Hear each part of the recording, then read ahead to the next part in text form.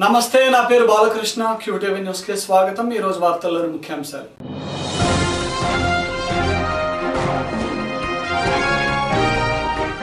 మిర్చి రైతు కంటి తుడుపు చర్యలు ఆపండి, యార్డుకు వచ్చిన మిర్చిని కొనుగోలు చేయండి. ఆమ్ ఆద్మీ పార్టీ రాష్ట్ర కోఆర్డినేటర్ రామారావు.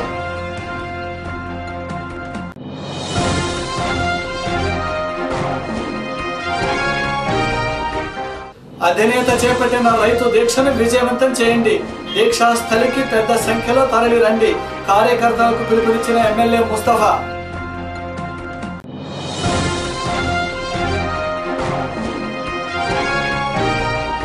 మున్సిపల్ కార్మికులకు ఇచ్చిన హామీని నిలబెట్టుకోండి. మరో ఉద్యమం లేవనెత్తకుండా చూసుకోండి. ప్రభుత్వానికి హెచ్చరించిన మున్సిపల్ వర్కర్స్ జేఏసీ. మిర్చి రైతుకు గిట్టుబాటు ధర కల్పించకుండా నామమాత్రపు సబ్సిడీ ప్రకటించి ప్రభుత్వం చేతులు దులుపుకోవాలని చూస్తున్నదని ఆమ్ ఆద్మీ పార్టీ రాష్ట్ర కోఆర్డినేటర్ రామారావు ఆరోపించారు. మిర్చి రైతును ప్రభుత్వం ఆదుకోవాలని కోరుతూ గురువారం నాడు యార్డు ఎదుట భారీ ధర్నా నిర్వహించారు. ఈ సందర్భంగా ఆయన మీడియాతో మాట్లాడుతూ పంట ఎక్కువగా పండటం వలన కొంత ఇబ్బంది కలిగిందని, కుంటి సాకులు చెప్పకుండా తక్షణమే రైతులు ధర ఉన్న మిర్చిని కొనుగోలు చేయాలని డిమాండ్ చేశారు.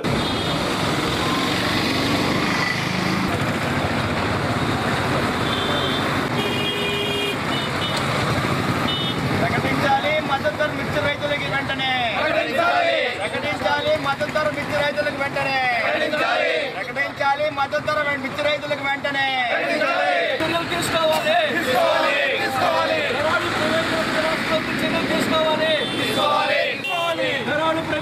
రాష్ట్ర ప్రభుత్వం చర్యలు ఏర్పాటు చేయాలి. ఆంధ్రప్రదేశ్ ప్రభుత్వం మిర్చి రైతులకు మద్దతు ధర తక్షణమే ప్రకటించాలి. ఆంధ్రప్రదేశ్ ప్రభుత్వం మిర్చి రైతులకు మద్దతు ధర తక్షణమే ప్రకటించాలి. మిర్చి రైతులకు రాష్ట్ర ప్రభుత్వం నేరుగా మద్దతు ధరతో మిర్చిని కొనుగోలు చేయాలి.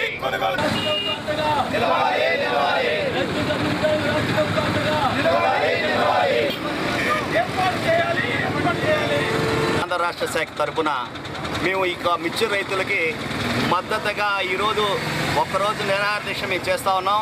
సాయంకాలం 5 గంటల వరకు మేము ఒక్కటే కోరుతా ఉన్నాం రాష్ట్ర ప్రభుత్వాన్ని. ఏదైతే మరి వరికి ఏ రకంగా అయితే మద్దతు ధర మీరు ప్రకటిస్తూ ఉన్నారో, మరి చెరుకు ఏదైతే మద్దతు ధర ప్రకటిస్తూ ఉన్నారో, ఈవెన్ పత్తికి కూడా ఒక CCI cotton corporation of India ద్వారా ఒక క్రిటికల్ సిచ్యువేషన్లో కొనుగోలు చేసి డైరెక్ట్గా మీరే కొనుగోలు చేసి ఒక సంస్థ ద్వారా మీరు కొనుగోలు చేస్తూ ఉన్నారో, ఆ రకంగా మరి మిర్చి రైతులకు ఏం అన్యాయం చేశారని చెప్పి వాళ్ళని రోడ్డు మీద వదిలేసిన పరిస్థితి మేము ప్రశ్నిస్తూ ఉన్నాం. మేము ఒకటే అడుగుతా ఉన్నాం, మిర్చి రైతులకి రాష్ట్ర ప్రభుత్వం తరపున ఒక ఎఫెక్స్ బాడీని నిర్మించి ఖచ్చితంగా వాళ్ళ ద్వారానే ఆ ఎఫెక్స్ బాడీ తరపునే ఈ యొక్క మద్దతు ధరని మీరు తక్షణమే ప్రకటించిన ఈ మద్దతు ధర ద్వారానే ఆ యొక్క రైతులను మీరు డైరెక్ట్గా వాళ్ళ దగ్గరే మీరు మిర్చిని మీరు కొనుగోలు చేసి రైతుల్ని ఆదుకొని అండగా నిలవాలని చెప్పేసి నేను రిక్వెస్ట్ చేస్తా ఉన్నాను. మేము డిమాండ్ చేస్తా ఉన్నాము. అంతేకాదు, మీరు 1500 రూపాయలు ఏదైతే కంటి తుడుపుగా ఇస్తా ఉన్నారో, ఇవాళ 35 రూపాయలు దిగువ ఉన్న ఈ మిర్చికి కూడా ఇది వర్తింపు చేయడం చాలా తీవ్రమైన అన్యాయం చేస్తా ఉన్నారు మిర్చి రైతులకు అని చెప్పేసి మేము ప్రకటిస్తా ఉన్నాం. మేము ఒకటే అడుగుతా ఉన్నాం, మరి 1500 రూపాయలు ఆ రోజు మద్దతు ధర మీరు ప్రకటించినప్పుడు, సబ్సిడీగా ప్రకటించినప్పుడు ఆ రోజు 60 రూపాయలు ఉంది. 6000 రూపాయలు క్వింటాల్ ఉన్న ధర ఇవాళ 40 రూపాయలకి పడిపోయిన పరిస్థితి ఉంది. సెకండ్ గ్రేడ్ది 2000 రూపాయలకు కూడా ఇవాళ మిర్చిని కొనుగోలు చేసే పరిస్థితి ఉంటే మిర్చి రైతులు దేగి అని చెప్పేసి వాళ్ళ రోడ్ల మీద చాలా దారుణమైన పరిస్థితుల్లో వినిపిస్తా ఉన్నారని చెప్పేసి ముఖ్యమంత్రి గారిని మేము డిమాండ్ చేస్తా ఉన్నాం. మీరు మిర్చి రైతులు తక్షణమే మీరు మాకు చర్యలు తీసుకొని ఇమీడియట్ గా వాళ్ళకి రిలీఫ్ ఫండ్ గా రిలీజ్ చేయడమే కాకుండా ముందల కొనుగోలు కేంద్రాలు ప్రతి ఒక్క జిల్లాలో కూడా కొనుగోలు కేంద్రాలు ఏర్పాటు చేయాలి. మీరు కొనుగోలు చేసి వాళ్ళకి ఫెసిలిటేటింగ్ మీరు క్రియేట్ చేయాలి. అంతేగాని ఏదో 1500 రూపాయలు ఇచ్చాం కదా అని చెప్పేసి మనం చెప్తాడు, అగ్రికల్చర్ మినిస్టర్ చెప్తాడు చంద్రమోహన్ రెడ్డి గారు, ఆయన మేము రైతులకి 1500 రూపాయలు ఇచ్చాము, అంతకంటే మీరు చేయగలిగేది ఏమీ లేదు అని చెప్పేసి ఇదా మీరు చెప్పేది సమాధానం అని అడుగుతా ఉన్నాం వ్యవసాయ శాఖ మంత్రి గారిని. వైఎస్ఆర్ పార్టీ అధినేత వైఎస్ జగన్ చేపట్టే రైతు దీక్షను విజయవంతం చేసేందుకు ప్రతి కార్యకర్త ఒక సైనికుడిలా పనిచేయాలని ఎమ్మెల్యే ముస్తఫా పిలుపునిచ్చారు. గురువారం అరండల్పేటలోని పార్టీ కార్యాలయంలో వైసీపీ ట్రేడ్ యూనియన్ సభ్యులతో ఆయన సమావేశం నిర్వహించారు. కేంద్ర రాష్ట్ర ప్రభుత్వాలు పెంచిన ట్యాక్సుల వల్ల ఆటో రంగం పూర్తిగా దెబ్బతిన్నదని ఎమ్మెల్యే అన్నారు. ఈ సమావేశంలో నగర అధ్యక్షులు అప్పిరెడ్డి, ట్రేడ్ యూనియన్ నాయకులు, కార్యకర్తలు పెద్ద సంఖ్యలో హాజరయ్యారు. జగన్మోహన్ రెడ్డి గారు పెట్టే కార్యక్రమాన్ని చూసి ఇంకా మన కార్మిక మిత్రులు మన సమస్యలు కానీ మనం నడవాల్సిన బాట కానీ ఈ సలహాలు వెంకటరమణ గారు కానీ 2 కళ్ళు లాంటి వాళ్ళు మనం. ఆ సంగతి మీకు అందరికీ తెలుసు, ప్రతి ఒక్కరికి.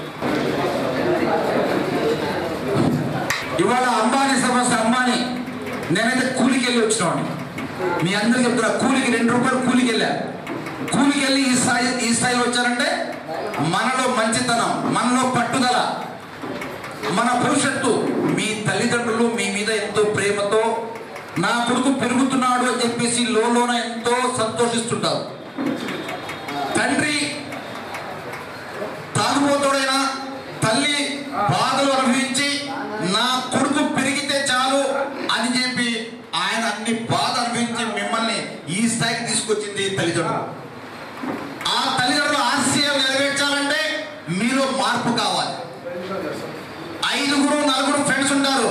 అరే ఇవాళ వెళ్దాం కుదరా, బీల్ తాగుతాం రా, ఇవాళ బాగా కష్టపడ్డారు రా, బీల్ తాగుతాం. అలాంటి అలవాట్లకి దూరమైపోవాలి. అలాంటి అలవాటు దగ్గర పోకూడదు.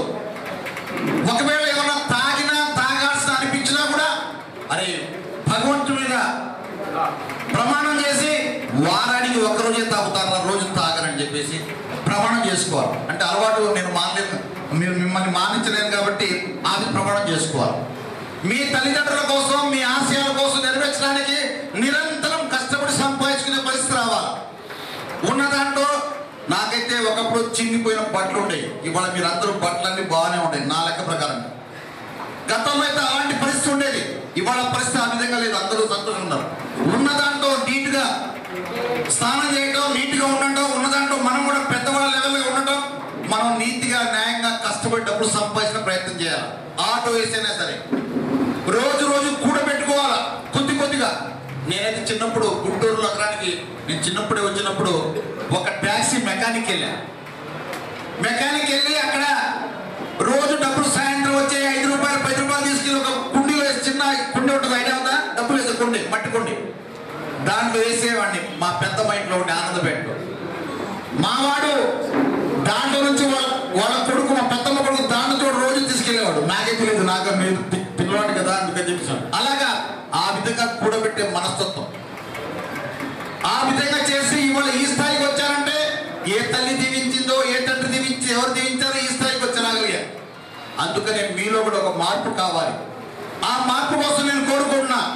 ఎందుకంటే మన జీవితాలు ఎప్పుడు ఇలాగే ఉండకూడదు. ఈ రోజు ఒక అవకాశం వచ్చింది మాకు కూడా. నాకు కానీ ముస్తఫా గారు కానీ, ముస్తఫా గారు అయితే శాసనసభ్యులయ్యారు సాక్షాత్తుగా. నేను శాసనసభకు పోటీ చేసినప్పటికీ మన ఎన్నికల్లో ఓటమి చెందినప్పుడు కూడా గుంటూరు నగరానికి సంబంధించి వైఎస్ఆర్ కాంగ్రెస్ పార్టీ అధ్యక్షుడిగా ప్రీతమ నాయకులు మనందరి ఆశాజ్యోతి జగన్మోహన్ రెడ్డి గారికి సంబంధించి ఏదో కొంత దగ్గరగా ఉన్నటువంటి పరిస్థితులు ఉన్నాయి. అందుకే మేము ఇరువురు కూడా ఆలోచన చేశాం.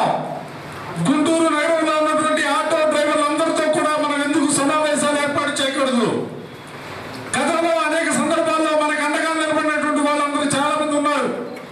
వాళ్ళందరికీ మనం సహాయపడాలి కదా. సహాయపడే అవకాశాలు ఇప్పుడు మన ముందు కనిపిస్తున్నాయి కదా. రానున్న 2018లో ఎన్నికలు వస్తాయని చెప్తా ఉన్నారు. ఎప్పుడు ఎన్నికలు వచ్చినా కూడా ఆ ఎన్నికల్లో వైఎస్ఆర్ కాంగ్రెస్ పార్టీ గెలవబోతా ఉంది. జగన్మోహన్ రెడ్డి గారు ముఖ్యమంత్రి కాబోతూ ఉన్నారే. జగన్మోహన్ రెడ్డి గారు ముఖ్యమంత్రి కాబోతున్నటువంటి పరిస్థితుల్లో మనకు అండగా నిలబడిన ఆటో డ్రైవర్లకు కూడా తప్పనిసరిగా వాళ్ళ జీవితాల్లో ఒక మార్పు తీసుకురావడానికి మనం కూడా దోహదపడాలనే ఆలోచనతోనే ప్రత్యేకించి ఈనాడు ఈ సమావేశాన్ని ఏర్పాటు చేసినటువంటి పరిస్థితుల్ని ఆలోచన చేయవలసిన మిమ్మల్ని కూడా కోరుతా ఉన్నా. ఈ రోజున ఆటో డ్రైవర్లకు సంబంధించి కూడా 35,000 ఆటోలు ఉన్నాయి ఈ నగరంలో. మున్సిపల్ కార్మికుల సమస్యలను పరిష్కరించడంలో ప్రభుత్వం చిత్తశుద్ధి ప్రదర్శించడం లేదని మున్సిపల్ కార్మిక ఉద్యోగ సంఘాల జేఏసీ మరొకసారి భగ్గుమన్నది. గురువారం కార్మికుల సమస్యలపై స్పందించాలంటూ జేఏసీ మున్సిపల్ కార్యాలయం ఎదుట భారీ ధర్నా నిర్వహించింది. ప్రభుత్వం కార్మికులు పొట్టలు కొట్టేందుకు ప్రవేశపెట్టిన 279 జీవోను వెంటనే రద్దు చేయాలని పెద్ద ఎత్తున నినదించింది. మున్సిపల్ కార్మికులు ఇచ్చిన హామీని అమలు చేయకపోతే మళ్లీ ఉద్యమ బాట పడతామని జేఏసీ సభ్యులు హెచ్చరించారు.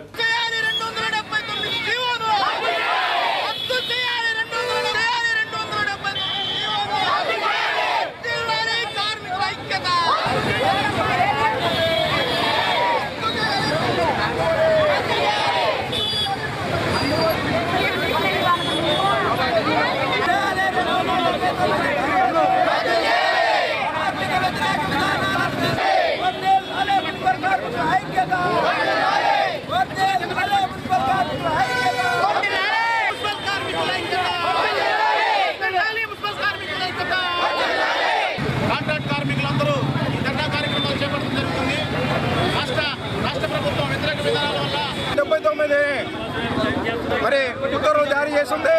ఆ జీవోని రాష్ట్ర మున్సిపల్ కార్మికులందరూ ఎదుర్కొని అనేక ధర్నాలు చేయడం వలన సంవత్సరం 5 నెలలు పట్టింది ఆ జీవోని ఇంప్లిమెంట్ చేయడానికి. ఈ రోజున మున్సిపల్ పారిశుద్ధ్య కార్మికులు పొట్టగొట్టే విధంగా 279 జీవో ఉందని చెప్పని కార్మిక సంఘాలు మొత్తంగా వెళ్ళి గ్రూప్ ఆఫ్ మినిస్టర్లు చెప్పినా సరే ఈ రోజున రాష్ట్ర ప్రభుత్వం సీఎం అయినటువంటి చంద్రబాబు నాయుడు ఎంత ఘోరంగా మేడే రోజున నేను ఒక కార్మికుడని చెప్పన్న చంద్రబాబు ఈ రోజున కార్మికులందరినీ పొట్టగొడతాకి 279 జీవోని తీసుకొచ్చి ఈ రోజు రాష్ట్ర ప్రభుత్వంలో రాష్ట్రం మొత్తం మీద 50,000 మంది పనిచేస్తున్న మున్సిపల్ కార్మికుల్ని పర్మనెంట్ చేయకపోగా వాళ్ళని పొట్టగొట్టే విధంగా ఈ రోజున ప్రవర్తిస్తున్నాడు. ఇది కేవలం పారిశుద్ధ్య కార్మికులందరూ ఎస్సీ ఎస్టీకి చెందినవారు. మరి నేను ఎస్సీ ఎస్టీ కులాలకి న్యాయం చేస్తున్న చంద్రబాబు ఈ రోజున ఈ జీవోలు వచ్చి వారిని పొట్టగొడతాకి సిద్ధంగా ఉన్నాడు. ఈ రోజున 25వ తారీఖున 160 జీవోని ఇంప్లిమెంట్ చేసి అన్ని మున్సిపాలిటీలో కార్పొరేషన్లో మీరు టెండర్స్ పిలవండి, గుత్తాధిదారుల్ని టెండర్స్ పిలిచి వాళ్ళకి దాదాపు కోట్ల రూపాయలు వాళ్ళకి జమ చేయండి అని చెప్పిన కమిషనర్స్కి ఆర్డర్ చేసి ఈ జీవోని 279 జీవోని ఇంప్లిమెంట్ చేయమని చెప్పేవారు. కానీ ఇది రాష్ట్రం మొత్తంగా అన్ని ట్రేడ్ యూనియన్లు మేమందరం జేఏసీకి ఏర్పడి దీన్ని 279 తిప్పి కొడతామని చెప్పి రాష్ట్ర ప్రభుత్వానికి హెచ్చరికగా మున్సిపల్ కార్మికులు ఎస్సీ ఎస్టీ బీసీ కార్మికుల్ని కొట్టగొట్టే విధంగా వాళ్ళ కుటుంబాలు నాశనం అయ్యే విధంగా 279 జీవో ఇంప్లిమెంట్ చేయడానికి 15 రోజుల్లో ఇంప్లిమెంట్ చేయమని చెప్పిన దాని మీద అలాగే వాళ్ళకి వాళ్ళ కుటుంబాలు సుఖ సంతోషాలతో పెరగడానికి ఈ నిత్యావసరాల ధరలు పెరిగిన తర్వాత కూడా వాళ్ళకి జీతాలు పెంచకపోవడం కూడా అంతే ప్రాధాన్యత చేకూర్చుకుంది. ఈ 151 జీవోని ప్రభుత్వం విడుదల చేసి ఏ ప్రభుత్వ శాఖలో కూడా అమలు చేయలేదు. ఆ 151 జీవోని మున్సిపల్ శాఖలో పనిచేసే పారిశుద్ధ్య, మలేరియా, ఇంజనీరింగ్ విభాగంలో పనిచేసే ప్రతి కాంట్రాక్ట్ కార్మికుడికి స్కిల్డ్, సెమీ స్కిల్డ్, అన్స్కిల్డ్ గా ఈ జీతాలు పెంపుదల చేసే వరకు ఈ 279 జీవో రద్దు చేసే వరకు అవసరమైతే రాష్ట్ర వ్యాప్తంగా మున్సిపల్ కార్మికులు మొత్తం సమ్మెలోకి వెళ్ళైనా ఈ ప్రభుత్వం మెడలు వచ్చి మా కోరికలను సాధించుకొని మా హక్కులు సాధించుకొని మా డిమాండ్లు నెరవేర్చుకుంటామని చెప్పి QTV న్యూస్లో ఇప్పుడు ఒక విరామం.